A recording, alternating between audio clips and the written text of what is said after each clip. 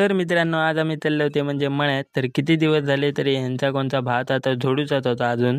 आम्ही पिशी घेऊन चाललो कारण आपल्या 4 नारळ होते ते घेऊन यायचे होते. ह्यो सगळं हा तो कुळीत पेरलेलो ज्याच्यामुळे मळ पूर्ण हिरवगार दिसत होतो. थोड्याच उशिरानं आम्ही येऊन पोहोचलो होते म्हणजे मळ्यातल्या विहिरीकडे.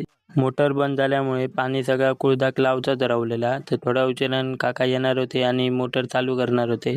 तोपर्यंत मी म्हटलंय की थोडा माडात फिरान येऊया. गवताखाली नारळ ठेवलेले होते ते सगळे पिशवीत भरलंय आणि वर येऊन बघताय तर काय गवारड्याने सगळं चारो लावलेलं होतं तो खाऊन टाकलेल्यानी. माडाच्या झावळीत पडलेली ती सकाळची कोवळी किरण जसा की स्वर्गात इल्यासारख्याच वाटत होता. वरच्या साईडीक गेलो आणि जरा नदीची भेट घेऊन इलो.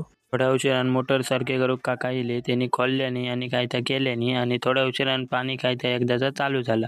मोटर तशीच चालू ठेवलं आणि पिशी घेतलं आणि आम्ही इलो डायरेक्ट घरा कारण आपल्याक परत जाऊचा होता. तर तुमका व्हिडिओ आवडलो नाही आवडलो तरी लाईक करा.